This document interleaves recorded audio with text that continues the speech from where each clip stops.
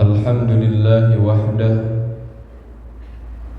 wassalatu wassalamu ala babil futuh, Sayyidina wa maulana Muhammadin sallallahu alaihi wasallam, syajaratil aslin nuraniyah, wa ala alihi wa sahbihi wa mawala. Allahumma salli wa sallim ala Sayyidina wa maulana Muhammadin sallallahu alaihi wasallam, syajaratil aslin nuraniyati wa lam'atil qabdatir rahmaniyah, wa afdalil khaliqatil insaniyati wa ashrafis suratil jismaniyah, wa ma'adinil asrari rabbaniyati wa khazainil ulumil istifaiyah, sahibil qabdatil asliyati wal bahjatis saniyati wal rutbatil aliyah, manin darajatin nabiyuna tahta liwaihi fahum minhu wa ilaihi, wa salli wa sallim wa barik alaihi wa ala alihi wa sahbihi adada ma khalaqta wa razaqta wa amatta wa ahyaita ila yaumin tab'atsu man afnait, wa sallim tasliman katsiran ila yaumiddin walhamdulillahi rabbil alamin. Amma ba'du, faqad qala Allah ta'ala fil Qur'anil Karim, a'udzu billahi minasy syaithanir rajim, bismillahir rahim.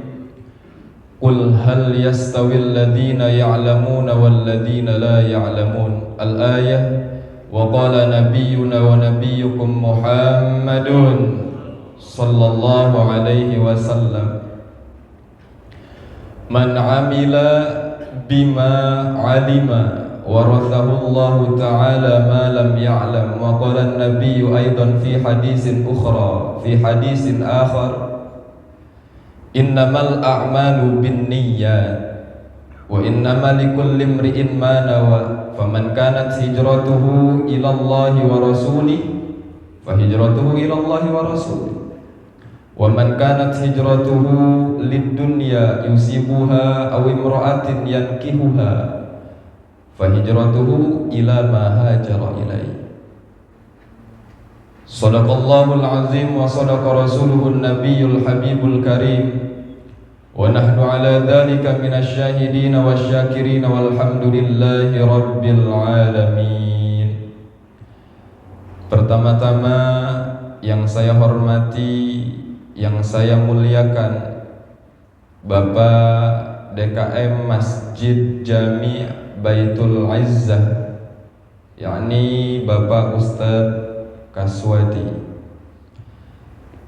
dan juga para sesepuh, para tokoh masyarakat, para asatid kampung sini yang tidak bisa saya sebutkan namanya satu persatunya, namun insya Allah tidak akan mengurangi rasa hormat dan ta'zim saya. Puja puji syukur mari kita panjatkan kepada Allah Subhanahu wa ta'ala yang tak henti-hentinya memberikan nikmat kepada kita, baik yang kita sadari ataupun yang tidak kita sadari. Salawat beserta salam mari kita curah limpahkan kepada baginda alam, yakni habibina wa syafi'ina wa maulana Muhammadin sallallahu alaihi wasallam.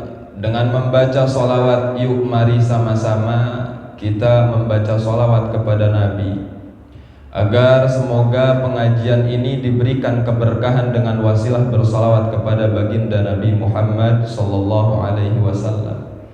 Saya di sini ingin mengajak bapak-bapak bersolawat. Ada yang namanya sholawat asyril. Sholawat ini luar biasa artinya, luar biasa faidahnya. Biasanya kalau orang Indonesia ngomongin sholawat asyril itu asing dengan namanya, namun insya Allah saya yakin nih bapak-bapak di sini kalau misalkan udah mendengar bisa ngikutinnya. Yuk sama-sama. Allahumma sholli ala sayyidina Muhammad wa ashghili zalimin bizzalimin. Allahumma salli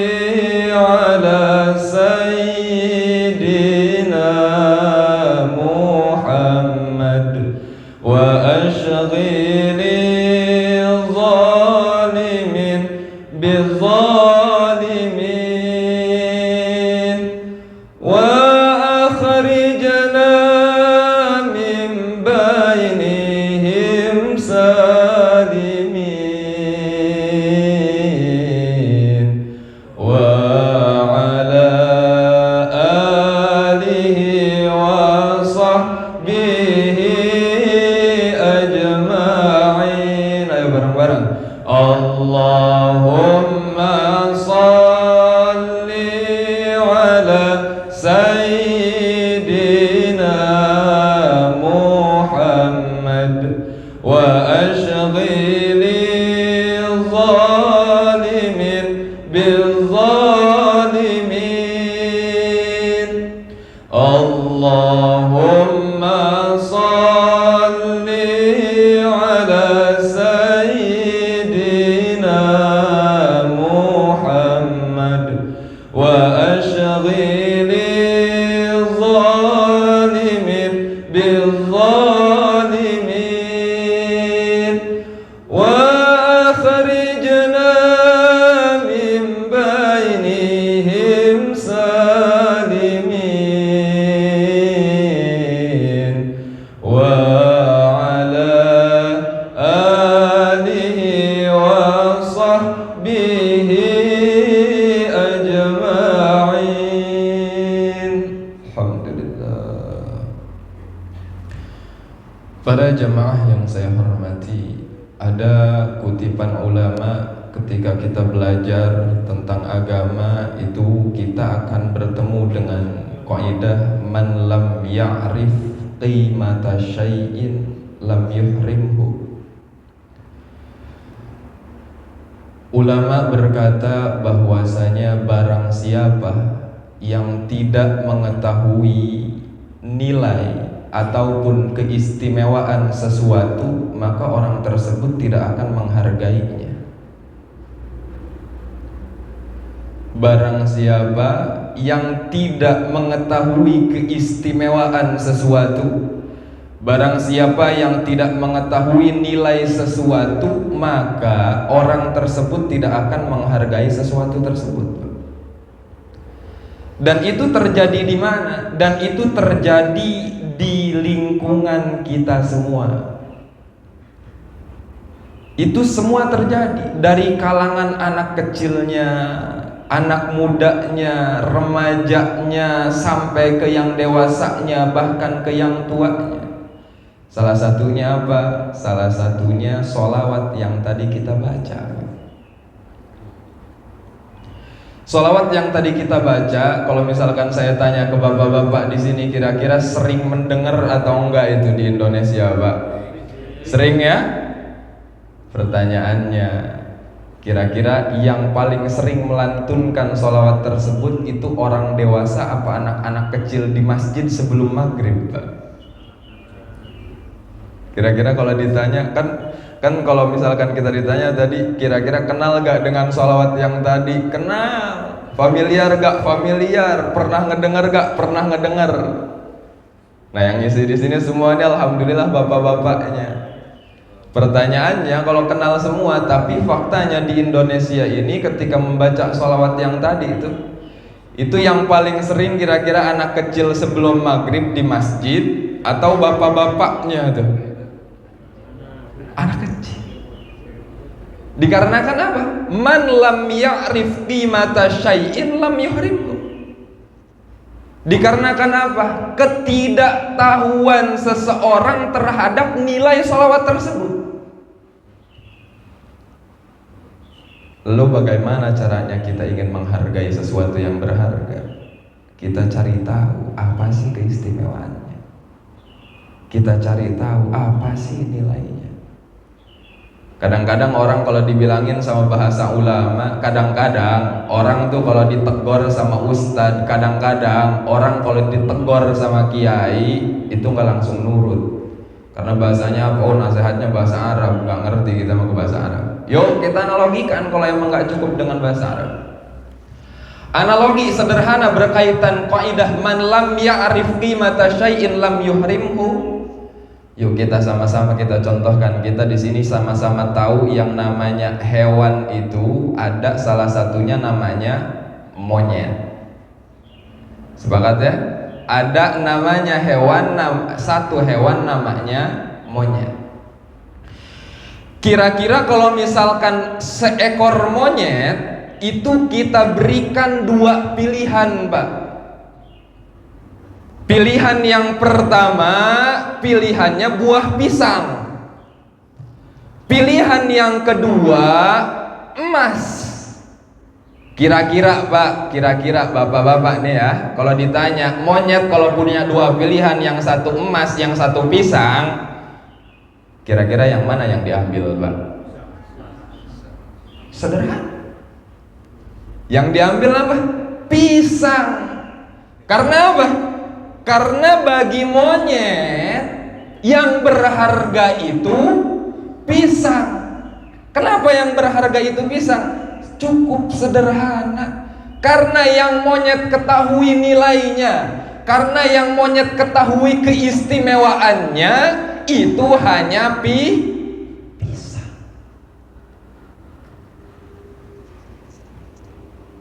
Coba kalau misalkan diganti pertanyaannya, kita sebagai manusia disodorkan dua pilihan Pak. Ada pisang, ada emas. Bapak-bapak ataupun ibu-ibu ya, kira-kira kalau punya pilihan gitu, itu yang normalnya kira-kira milih yang mana Pak? Pisang emas. Oh, dua-duanya ya. Masya Allah. Jadi begitu. Itu yang dimaksud dengan kaidah man lam ya'rif qimata syai'in lam yu'rifhu. Lalu apa hubungannya dengan sholawat tadi? Andai kata orang-orang tuanya, andai kata anak-anak mudanya mengetahui keistimewaan sholawat tersebut, pasti akan menghargai. Yuk, mari sama kita mengkaji apa sih faidah dari sholawat yang kita tadi baca. Sholawat tersebut bernama Ashghil ya. Dalam lafadznya itu Allahumma sholli ala sayyidina Muhammad. Allahumma sholli ala sayyidina Muhammad wa ashghili zalimin bizalimin. Jadi salah satu keistimewaannya ketika kita membaca sholawat ashghil, selain kita bersolawat kepada baginda Nabi Muhammad sallallahu alaihi wasallam, tetapi di dalam sholawat tersebut terdapat doa. Terdapat doa, isinya apa? Ashghiliz zalimin bizzalimin, yang artinya ya Allah, sibukkanlah orang-orang zalim dengan orang-orang zalim lagi. Bahasanya apa? Ashghil. Ashghil itu ya Allah, sibukkan. Jadi kita kadang-kadang kalau ngomongin orang zalim Mbak, itu rata-rata kita sederhananya tuh pikiran kita, kalau misalkan kita ngerasa yang bener nih ngelihat orang zalim, ya kita tuh yang ngadepin tuh Pak. Betul gak? Kita ngelihat orang zalim nih berkeliaran, oh berarti yang negor itu orang solehnya. Nah tapi di dalam sholawat tersebut itu tujuannya apa? Tujuannya agar kita berhasil mendapatkan keselamatan tanpa adanya kecapean. Gimana di dalam doanya? Ya Allah, sibukkanlah orang zalim dengan orang yang zalim lagi. Setelah itu apa? Wa akhrijna min bainihim salimin. Apa artinya? Wa akhrijna, ya Allah, semoga engkau mengeluarkan kami. Ya Allah, keluarkanlah kami min bainihim, di antara mereka semua. Mereka semua siapa maksudnya? Orang-orang yang zalim. Salimin, dalam keadaan selamat. Kira-kira kalau misalkan bapak-bapak ngerti bahwa sholawat ashghil itu artinya seperti itu Pak, kira-kira sayang atau enggak Pak? Kira-kira istimewa atau enggak Pak? Istimewa. Yuk kita sama-sama merenung. Kita hidup di satu zaman yang mana orang mau soleh pun dipaksa toleh. Beda ya? Orang hidup di zaman sekarang itu yang tadinya keinginan soleh pun dipaksa toleh. Soleh itu baik, toleh itu buruk. Soleh itu baik, toleh itu jahat, gitu toh. Jadi kita sama-sama memaklumi bahwasanya kita sama-sama mengetahui kita hidup di zaman yang di lingkungan itu enggak semuanya baik. Oleh karena itu, yuk mari kita sama-sama biasakan, dawamkan, lazimkan bersolawat asyril kepada baginda Nabi Muhammad sallallahu alaihi wasallam. Kembali kepada pembahasan kaidah yang tadi, barang siapa yang tidak mengetahui nilai sesuatu tidak akan menghargai sesuatu tersebut. Itu maksudnya apa? Berkaitan tentang betapa pentingnya kita mencari ilmu. Kesimpulannya tuh mencari ilmu. Memang gimana kok tiba-tiba kesimpulannya mencari ilmu? Bagaimana kita mengetahui keistimewaan sesuatu kalau tidak belajar sesuatu tersebut? Kita ingin mengetahui keistimewaan sholawat kepada baginda Nabi, ya berarti kita ngaji tentang bagaimana keistimewaan baginda Nabi Muhammad sallallahu alaihi wasallam. Contoh tadi kita misalkan membahas sholawat asyril. Sholawat asyril kita bahas, kita bisa mengetahui istimewanya itu dengan ilmu. Ya. Kalau misalkan nggak mau instan nih Pak, kalau misalkan belajarnya benar-benar sungguh-sungguh dari awal step by step untuk memahami satu sholawat, pertama hal yang paling utama minimal kita harus bisa membaca bahasa Arab. Membaca dulu nih, belum ngerti belum? Ya, setelah bisa membaca belajar bahasa Arab, ada beberapa ilmu juga yang harus kita pelajari. Kalau misalkan belajar membaca bahasa Arab, alhamdulillah di Indonesia itu setahu saya dibandingkan dengan negara-negara lain, hasil bertanya kepada teman-teman saya dari negara lain, itu yang namanya di Indonesia masih alhamdulillah karena mayoritasnya muslim, berkaitan minimal membaca Al-Quran, itu orang Indonesia mahir-mahir Pak, dibandingkan negara yang lainnya. Tapi kalau ngomongin banyak gak yang masih belum bisa baca Quran? Ya banyak. Tapi minimal sebagian besarnya bisa membaca Al-Quran. Alhamdulillah. Nah itu untuk Indonesia. Lalu setelah itu apa untuk memahami sholawat yang tadi? Ada yang namanya ilmu yang disebut nahwu sorof. Ya. Kalau kita ngomongin bahasa nih, kalau ngomongin bahasa Inggris itu suka ada yang namanya ilmu grammarnya. Ya, ada ngomongin tensesnya tuh dalam bahasa Inggris tuh ya. Ada present, ada simple present, ada present continuous dan lain sebagainya. Nah, itu kalau dalam bahasa Inggris. Dalam bahasa Arab bagaimana? Itu disebut ilmu nahwu. Itu juga disebut ilmu sharaf. Gak bakal bisa memahami Al-Quran secara utuh, gak bakal bisa memahami bahasa Arab secara sempurna terkecuali dengan wasilah mempelajari ilmu nahwu dan sharaf. Saya kasih contoh sedikit berkaitan ilmu nahwu dan sharafnya. Ada kata Bismillahirrahmanirrahim. Itu dulu tuh yang paling sering bersinggungan dengan kita semua nih. Itu lafaz Bismillahirrahmanirrahim.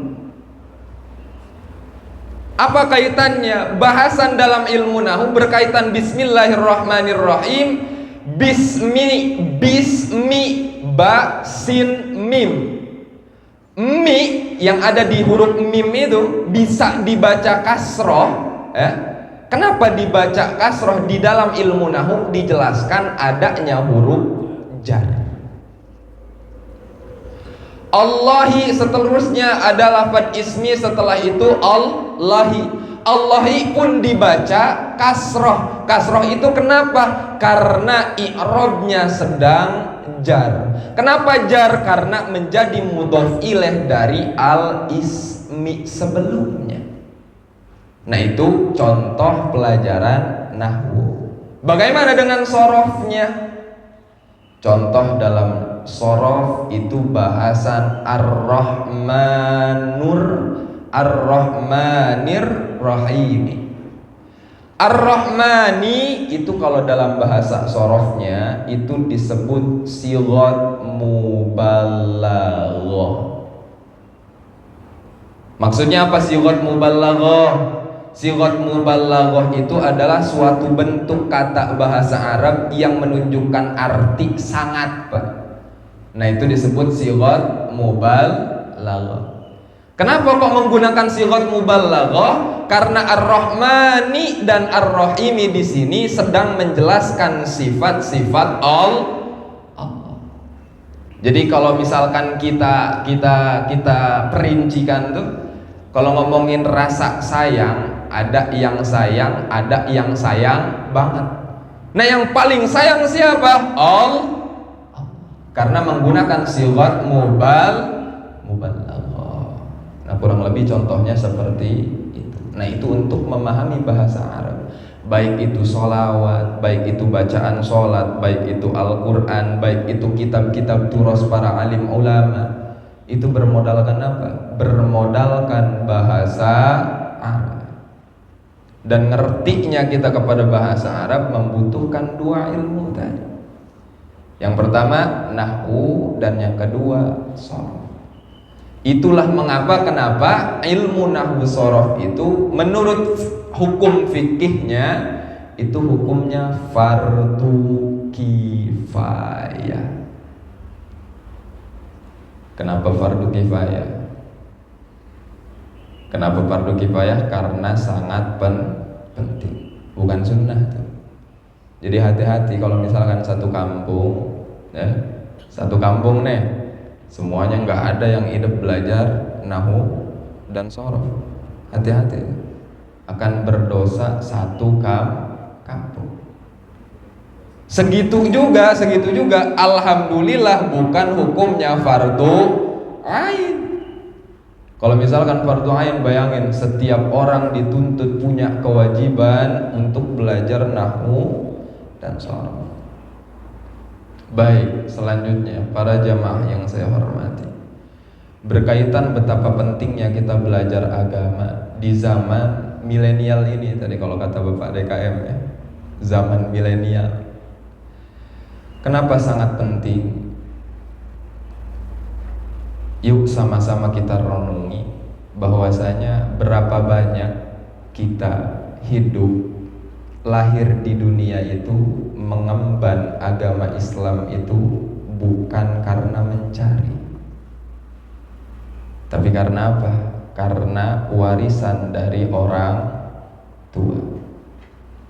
Yuk sama-sama kita renungi, berapa banyak mayoritas di Indonesia beragama Islam itu dikarenakan Islam turunan.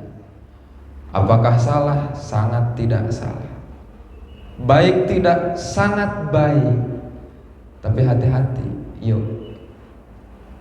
Benar atau tidak keyakinan kita terhadap agama Islam?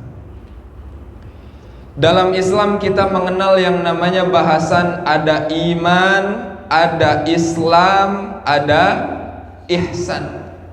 Udah sangat familiar nih bahasan ini nih. Kalau bagi bapak-bapak, kalau di kajian-kajian jamiah itu biasanya sering bahasan.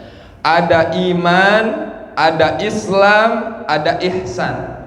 Nanti turunannya itu dari iman menjadi ilmu aqidah ataupun ilmu tauhid. Nah, itu turunan dari bahasan iman. Nah, adapun dari turunan dari bahasan Islam itu menjadi ilmu fikih. Itu Islam tuh. Bagaimana dengan ihsan? itu turunannya menjadi ilmu tasawuf. Nah, dari 3 bahasan ini dan 3 turunan ilmu ini, 3-tiganya menjadi kewajiban, ya, sesuatu ilmu yang wajib dipelajari oleh umat muslim.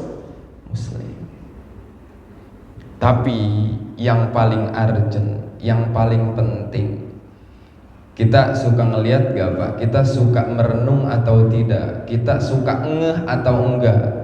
Kita lihat betapa banyak umat muslim di Indonesia. Kita yakin, kita tahu betapa banyaknya umat muslim di Indonesia. Tapi apakah kita pernah merenung berapa banyak umat muslim di Indonesia yang tidak menunaikan kewajibannya? Banyak atau sedikit, Pak?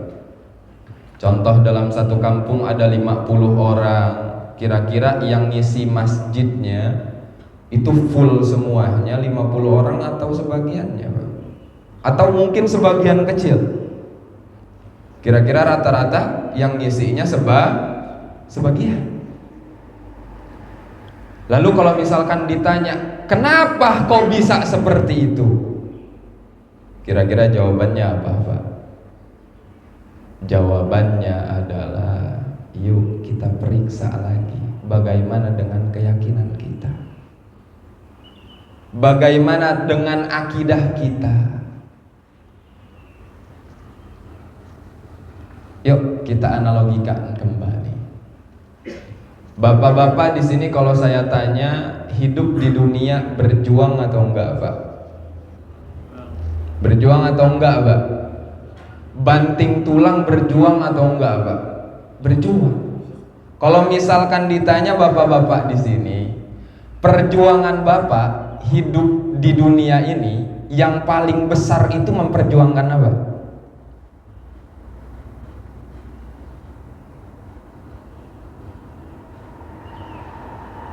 Rata-rata yang saya tahu, ya,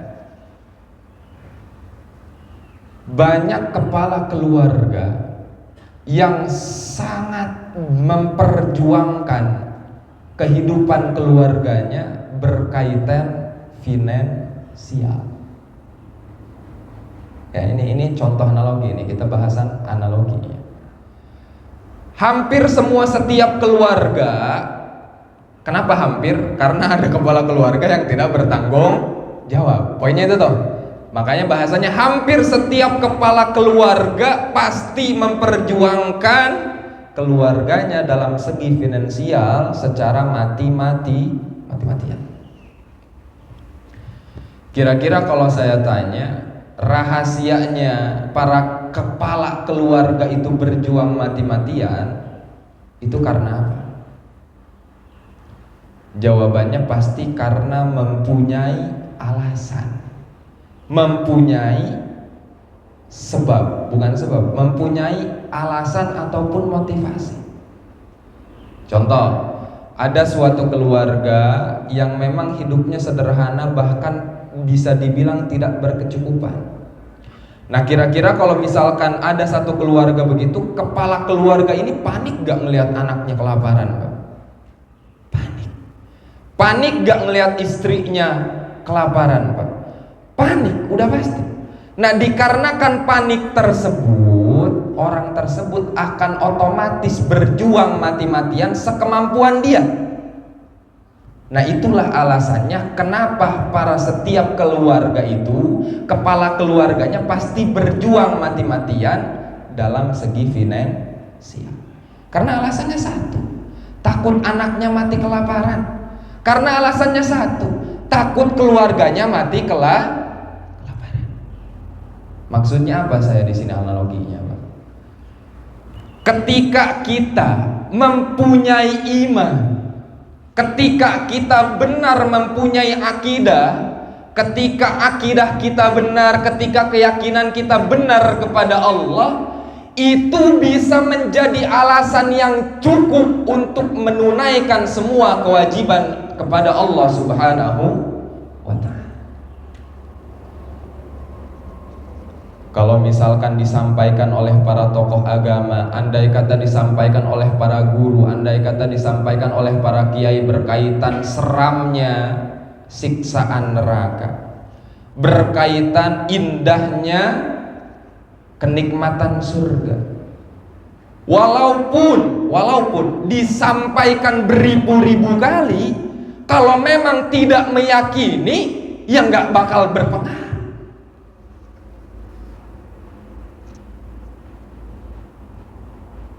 Kalau misalkan di pengajian mah, percaya gak adanya Allah? Jawabannya percaya. Percaya gak adanya surga neraka? Jawabannya percaya. Tapi yuk coba pertanyakan kembali, apakah jawaban itu sesuai dengan ada yang di kepala kita? Apakah itu jawaban sesuai dengan apa yang ada di dalam hati kita? Atau mungkin cuma yang penting mah ikut aja lah. Yuk sama-sama kita renungi, betapa banyak umat muslim yang Islamnya itu hasil ikut-ikutan. Maksudnya apa? Bukan gak baik, tapi apa? Masa kita mau di situ-situ aja? Yuk cari kajiannya, yuk cari gurunya, yuk cari pelajarannya. Kenapa kok kita beragama Islam? Kenapa harus Islam? Pertanyaan-pertanyaan seperti itu jangan dihilangkan. Karena apa? Yang namanya manusia ketika mempunyai alasan yang cukup, dia akan bergerak dengan sendirinya. Tujuannya apa? Agar ketika dia agar ketika dia mendapatkan perintah untuk kewajiban sholat, dia tidak akan enggan melaksanakan sholat. Karena apa? Di dalam kepalanya, di dalam pikirannya utuh alasannya. Ini mah tiba-tiba, yuk sholat yuk, sholat yuk, sholat yuk, sholat yuk. Sholat kepada siapa? Sholat judulnya menyembah siapa? Menyembah Allah. Tapi dia sendiri tidak mengenal bagaimana Allah. Kita tiba-tiba disuruh nyembah, tapi kita nggak tahu tentang Allah. Kita tiba-tiba disuruh percaya, tapi nggak tahu tentang sesuatu tersebut. Bagaimana mau beriman dengan sempurna? Kalau misalkan kita bahas di dalam bahasan ilmu tauhid berkaitan iman kepada Allah, Pak. Ini kita masuk kepada bahasan ilmu tauhidnya, sekelumit tentang bahasan ilmu tauhidnya. Berkaitan tentang iman kepada Allah dalam ilmu tauhid itu, khususnya di dalam kitab Hasyiah As-Sanusiyah karya Imam Sanusi, ataupun di dalam kitab Kifayatul Awam. Kalau misalkan di pondok-pondok pesantren itu rata-rata insya Allah ngaji kitab-kitab tersebut, khususnya pondok-pondok pesantren salafiyah. Ya, salafiyah itu yang dimaksud apa? Pondok-pondok pesantren yang sistemnya masih menggunakan sistem tradisional. Nah, rata-rata insya Allah kalau misalkan ngomongin ilmu tauhid itu yang dikajinya kitab-kitab yang tadi itu.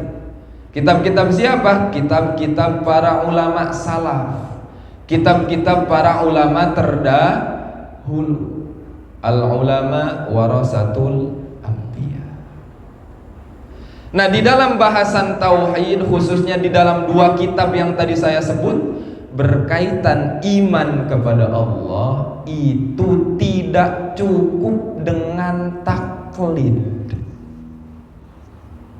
Maksudnya apa? Berkaitan iman kepada Allah itu tidak cukup dengan ikut-ikutan. Taklid itu apa artinya? Taklid itu mempercayai omongan seseorang tanpa mengetahui argumentasinya. Nah, itu disebut taklid. Berarti kurang lebih apa bahasanya, Pak? Ikut-ikutan. sama-sama kita renungi betapa banyaknya pengetahuan-pengetahuan agama yang sifatnya wajib untuk kita, tapi masih belum kita pelajari. Khususnya yang terpenting adalah ilmu akidah ataupun ilmu tauhid. Maksudnya apa? Dalam bahasan ilmu tauhid itu, sebagian ulama ahlus sunnah wal jamaah berpendapat iman kepada Allah itu tidak cukup dengan taklid. Yang artinya apa? Sebagian ulama nih, ada yang mengatakan ketika iman kepada Allah itu hanya menggunakan taklid, maka itu hukumnya kafir. Naudzubillahi min dzalik. Tapi itu pembahasan sebagian ulama. Sebagian ulama ada gak yang menganggap cukup? Masih ada. Kalaupun masih ada, tapi tetap dikhawatirkan. Jadi makanya yuk sama-sama saya mengajak kepada bapak-bapak semua, saya mengajak khususnya kepada para pemuda. Jadi biasanya kalau misalkan bapak-bapaknya yang tuanya nih, pohonnya nih udah sadar, insya Allah generasinya pun akan sadar. Jadi saya mengajak kepada bapak-bapak, yuk sama-sama semangat mengaji, yuk sama-sama semangat belajar. Saya bicara seperti ini nih, naudzubillah nih, bukan maksud mengajari ataupun apa, bukan Pak. Nggak ada pantes-pantesnya. Saya tuh anak muda yang masih terus belajar dan sampai kapanpun menjadi pelajar. Nah itu saya. Jadi saya mohon doanya kepada Bapak. Doakan saya, mudah-mudahan belajarnya saya di sana dimudahkan oleh Allah Subhanahu wa taala. Juga berkaitan generasi kita semua, khususnya generasi muda. Harapan saya generasi makin muda makin peduli terhadap pengetahuan agama. Karena apapun profesinya, apapun bidangnya, baik dia mulai dari pejabat sampai turun ke pengusaha, terus lagi sampai ke rakyat biasa, para pegawai, apapun profesinya, selagi dia beragama Muslim, beragama Islam, maka wajib yang namanya mempelajari agama Islam. Karena apa? Untuk apa kita berstatus Islam tapi kita sendiri tidak mengenal Islam? Tapi kita sendiri masih jauh dengan apa yang namanya mengetahui agama Islam. Katanya ada bahasa begini Pak, Islam itu adalah agama terbaik, tapi penganutnya penganut terburuk. Karena apa? Karena apa? Ajaran Islam itu sempurna. Bahasa dalam Al-Quran, al-yawma akmaltu lakum dinakum wa raditu lakumul islam madina wa atmamtu alaikum dinakum wa raditu lakumul islam madina. Itu apa maksudnya? Itu dalil bahwasanya ketika kejadian dalam Futuh Mekah, penyempurnaan agama Islam. Yang artinya apa? Agama Islam itu sempurna. Yang tidak sempurna adalah pemeluk Islam. Jadi kalau misalkan kita lihat kondisi, ngelihat di sosial media betapa banyaknya lembaga pendidikan agama itu di framing buruk. Dan memang sebagian aslinya ada yang buruk. Berapa banyak lembaga-lembaga pendidikan doang nih awalnya, ada yang melakukan hal keji dan lain sebagainya, sampai ke puncaknya pendidikan agama. Tiba-tiba ada dengar Kiai Anu mencabuli santrinya, naudzubillahi min. Tiba-tiba Kiai Anu korupsi dana haji, naudzubillahi min. Tiba-tiba Kiai Anu melakukan hal yang lainnya. Kalau misalkan zaman udah seperti ini, yuk sama-sama kita sadari betapa pentingnya belajar agama bagi per individu. Karena apa? Untuk mencari guru pun harus berbekal ilmu. Yuk sama-sama mari kita berdoa kepada Allah. Mudah-mudahan kita semua diselamatkan dari fitnah dunia. Amin ya Allah ya Rabbal Alamin. Mudah-mudahan kita semua diselamatkan dari guru-guru ataupun ulama-ulama yang tidak istiqomah dalam menjalankan dakwahnya. Dan juga semoga kita semua terus-menerus dalam keadaan sehat walafiat. Dan juga jika mungkin di antara kita semua ada orang yang sedang kurang sehat, ada orang yang sedang ditimpa ujian, ada orang yang sedang mengurus anak, ada orang yang sedang mendidik istri, mendidik anak, mendidik keluarga, yuk sama-sama kita berdoa mudah-mudahan semua itu dimudahkan oleh Allah Subhanahu wa Ta'ala. Dan terakhir yang tidak kalah penting, mari kita berdoa semoga tidaklah kita keluar di sini melainkan kita membawa manfaat dan faidah dari pertemuan yang mulia ini. Amin ya Allah ya Rabbal Alamin. Para jamaah yang saya hormati,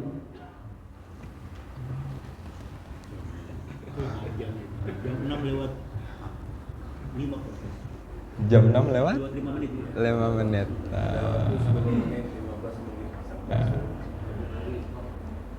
Oh belum. Oh baik. Para jemaah yang saya hormati, jadi biasanya memang beres ngaji itu sampai ada waktu syuruk. Berarti ada bunyinya ya? Oh nggak bunyi. Oh baik. Sekitar 5 menit lagi Pak ya.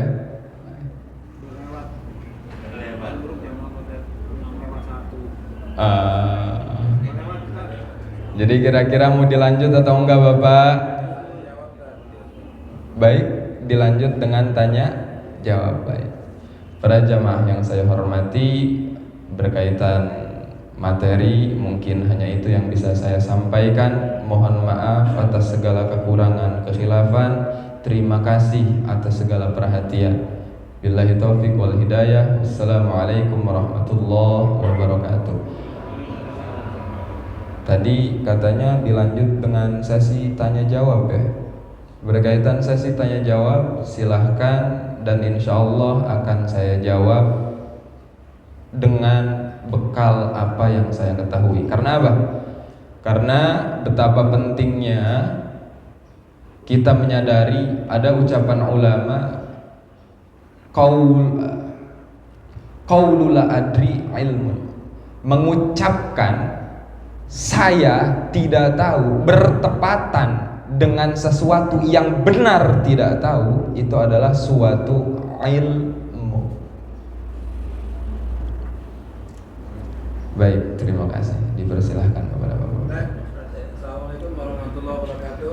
Waalaikumsalam warahmatullahi Saya tadi yang menyampaikan ada tanya jawab, saya nanya dulu tadi. Mangga. Kan Mesir ya tadi ya? Iya. Lagi belajar di Mesir. Karena kan belajar fikih yang muasirah itu di Mesir biasanya dipahami orang itu lebih bebas, lebih terbuka gitu dibanding dengan Madinah atau dengan yang lain. Tadi beragama misalnya. Kira-kira menurut Ustaz, kebetulan misalnya begini, kalau Yusuf Qaradawi misalnya, ini kan figur yang ulama besar yang diangkat oleh ulama dengan ini ulama-ulama Indonesia. Baik. Ketika menerapkan hukum-hukum fikih itu lebih bebas, lebih terbuka. Baik. Dan ini cocok buat Indonesia misalnya. Nah, kira-kira kalau tapi ada sebagian yang lain tidak suka. Baik, Ya baik. kan? Nah, kira-kira kalau di Mesir ini seperti apa tadi? Nah. Dari pengalaman Ustaz melihat kemajemukan di Mesir dan perkembangan ilmunya seperti apa? Baik. Beragamanya di sana. Baik. Assalamualaikum warahmatullahi wabarakatuh. Waalaikumsalam warahmatullahi wabarakatuh. Biasanya langsung dijawab atau bagaimana? Langsung aja. Baik, terima kasih atas pertanyaannya, Bapak. Jadi berkaitan gambaran Islam di Mesir. Pertama, kita kalau bicara tentang Islam itu memang kita udah sangat familiar akan ada yang namanya firaq ataupun firqah. Ya, baik dalam akidah, ya Pak ya, baik dalam fikih. Nah, kalau dalam fikih kita familiar dengan namanya madhab, betul ya? Nah, jadi berkaitan bagaimana kehidupan umat muslim di Mesir itu, khususnya tadi yang dipertanyakan itu berkaitan fikihnya mungkin. Berkaitan fikihnya itu di Mesir itu dari 4 madhab. Dari mulai madhab kita yang paling banyak di Indonesia, Al-Imam Syafi'i, Al-Imam Malik, Al-Imam Hambali, Al-Imam Hanafi, 4-4-nya itu semuanya dipelihara kalau di Mesir, Pak, dan dipakai, betul. Jadi ada di Mesir itu yang menjadi patokan itu namanya Al-Azharus Syarif. Al-Azharus Syarif itu lembaga mencakup dari mulai masjid jami yang bersejarahnya dari zaman Bani Fatimiyah, betul, sampai sekarang yang dulunya dikuasai, awal pertama dibangun oleh Syiah, sampai sekarang terus-terusan dikuasai oleh Ahlus Sunnah wal Jamaah. Itu yang namanya Al-Azharus Syarif itu mempunyai banyak ulama, mempunyai orang-orang berilmu yang sangat banyak. Nah, saking banyaknya tuh beliau itu berbeda-beda tuh. Ada yang menggunakan madhab Syafi'i, ada yang menggunakan madhab Hanafi, ada yang menggunakan madhab Hambali dan lain sebagainya. Bahkan kalau di Mesir itu masih berjalan yang namanya pembaharuan mujtahid. Ya, ini bahasanya nanti ke usul fikih nih bahasanya nih. Kita kalau misalkan ngaji usul fikih itu, kalau masalah kurang lebih begini nih, bahasan dalam usul fikih itu, kalau masalah fikih kita bagi orang seperti kita nih, orang-orang awam, itu wajib yang namanya taklid. Pilih salah satu, bahasanya wajib yang namanya bertaklid. Berarti harus memilih antara madhab Syafi'i ataupun Hanafi ataupun Hambali ataupun Maliki. Ya. Itu bahasanya untuk orang-orang seperti kita yang awam, yang pangkatnya belum sampai kepada mujtahid nih. Nah, itu wajib bertaklid. Nah, lalu bagaimana untuk orang-orang yang pangkatnya itu udah sampai level mujtahid? Ada gak syarat-syaratnya? Banyak. Ada gak kriterianya? Banyak, dijelaskan dalam kajian usul fikih. Jadi kalau mau tahu lebih banyaknya tuh cari itu kajian-kajian usul fikih. Nah, bagaimana untuk orang-orang yang levelnya udah sampai ke mujtahid? Itu haram hukumnya bertaklid kepada orang lain. Nah, itu tuh begitu konsekuensinya. Nah, jadi kalau misalkan untuk kita nih, kita mah memang wajib mengikuti salah satu madhab. Karena kita siapa? Ya?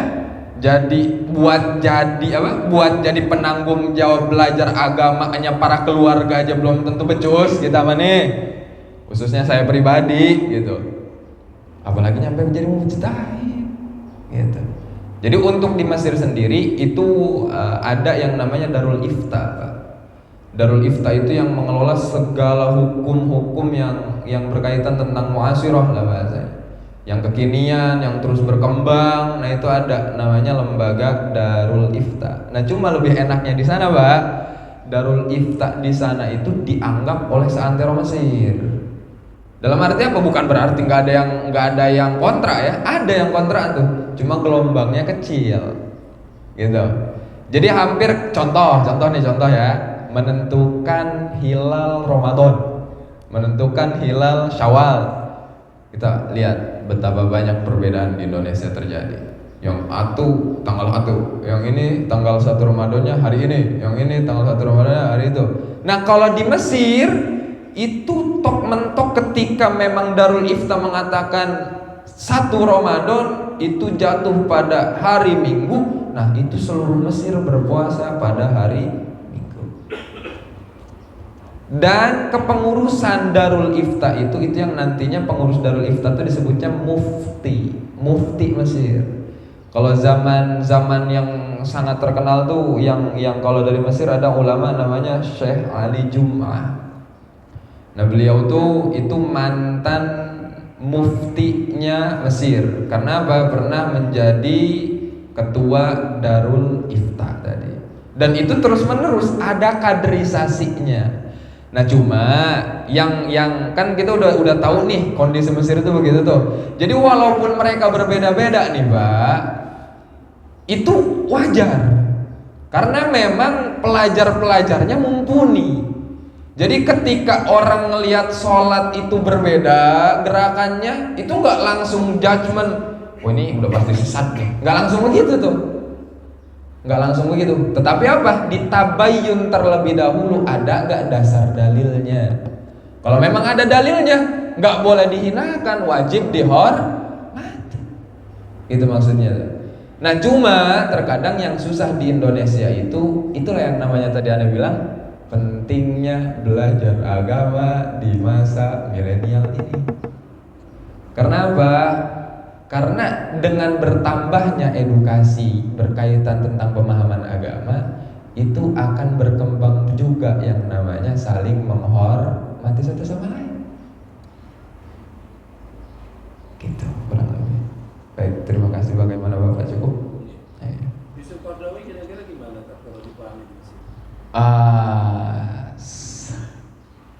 Spesifik ya tokohnya ya disebutnya. Indonesia ya ini fenomenal gitu.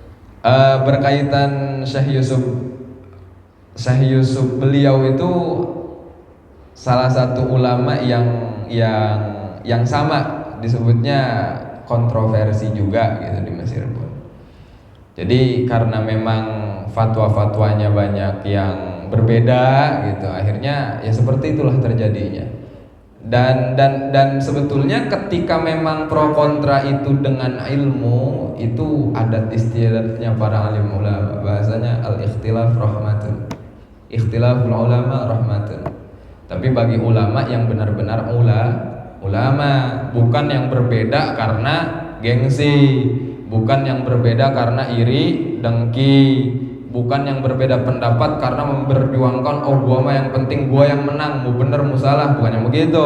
Tapi yang benar-benar ulama yang paham tentang bahasa Arab, ulama yang paham tentang Al-Qur'an, ulama yang paham tentang beristidlal, bagaimana mengambil dalil, bagaimana memahami agama Islam dan lain sebagainya.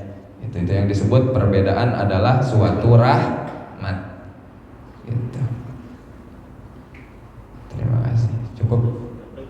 Baik. Assalamualaikum warahmatullahi wabarakatuh. Waalaikumsalam warahmatullahi wabarakatuh. Terkait dengan tulul amal, dilarang untuk tulul amal, panjang anak-anak. Di lain pihak, ketika kita berdoa kita diminta untuk bersungguh-sungguh, bahkan visual. Misalnya ini, ketika saya berdoa pengen gemukkan, sudah bayangkan, berdoa pengen rumah, kita bayangkan rumah itu bertentangan dengan tulul amal. Baik.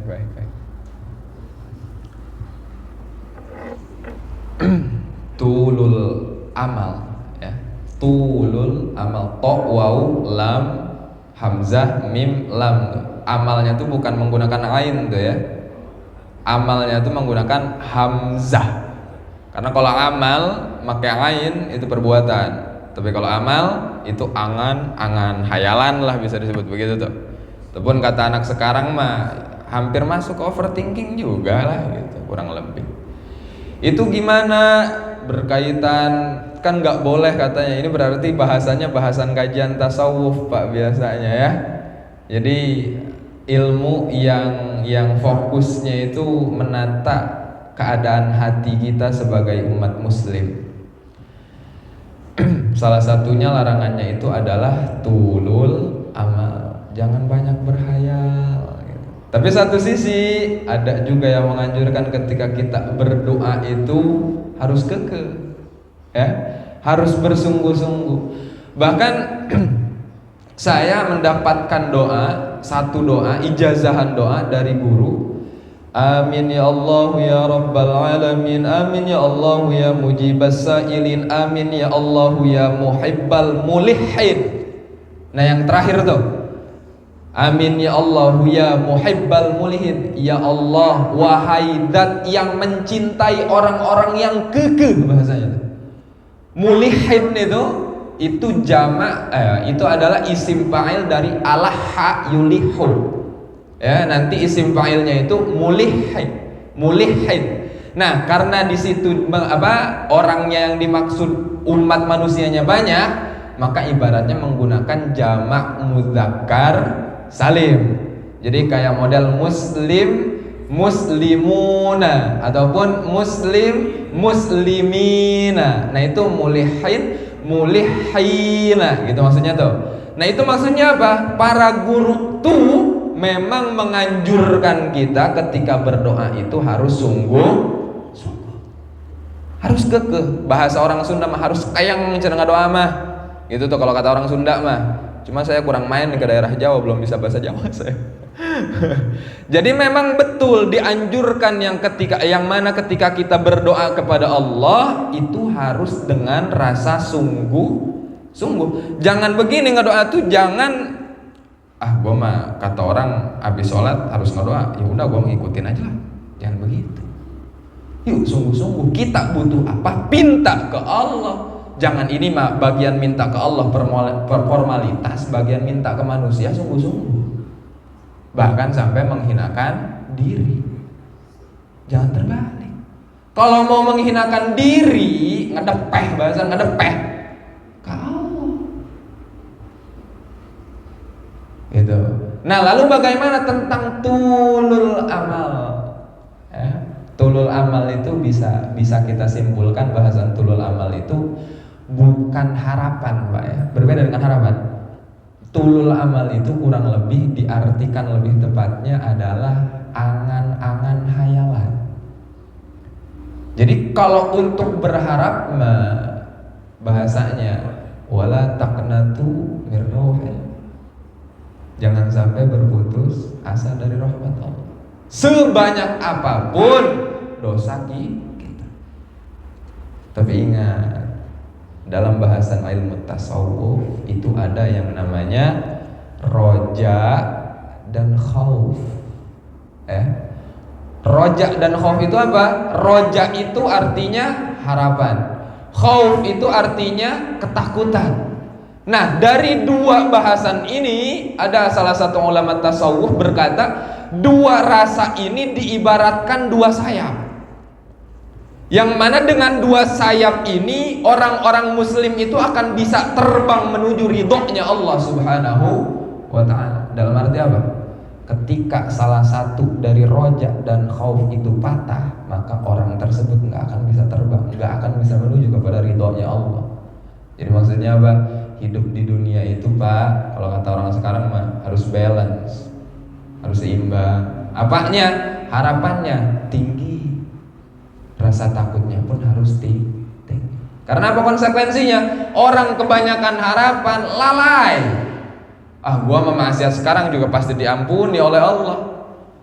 Gua mah enggak sholat juga Allah mah Rahman Rahim. Gua mah mau korupsi juga bakal mati husnul khotimah. Karena apa? Mengucap la ilaha illallah katanya. Itu bahasanya apa? Ketinggian harapan, keenakan.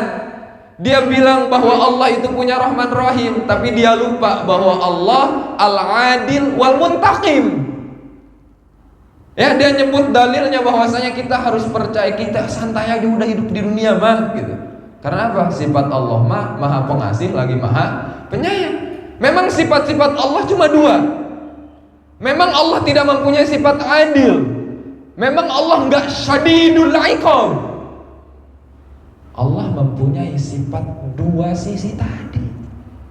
Allah memberikan harapan, Allah juga menakuti. Bahasanya Allah ketika mengutus Nabi apa? Basyirau wa nadhira. Maksudnya apa? Allah itu mengutus Nabi kepada manusia, itu tujuannya apa? Untuk memberikan kabar gembira, yang tujuannya apa? Untuk menumbuhkan harapan yang tinggi. Lalu apa? Wa nadhira, untuk memperingati. Untuk apa? Menanamkan rasa takut yang dalam. Nah, oleh karena itu ulama tasawuf berkata, dua rasa ini yuk jadikan modal untuk terbang kepada ridhonya Allah Subhanahu wa ta'ala. Kira-kira sampai di sini jelas Bapak? Alhamdulillah. Baik.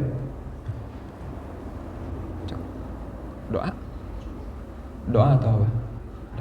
Allahumma salli wa sallim ala sayyidina Muhammadin fil awwalin wal akhirin wa barik wa sallim radhiyallahu ta'ala an sadatil ashabi sayyidina Rasulillah ajma'in. Amin ya Allah ya rabbal alamin. Amin ya Allah ya hayyu ya qayyum ya dzal jalali wal ikram. Bismillahirrahmanirrahim. Alhamdulillahi rabbil alamin hamdan yuwafi ni'amahu wa yukafi'u mazidah. Ya rabbana lakal hamdu kama yanbaghi li jalali wajhikal karim wa li 'azimi sultanik.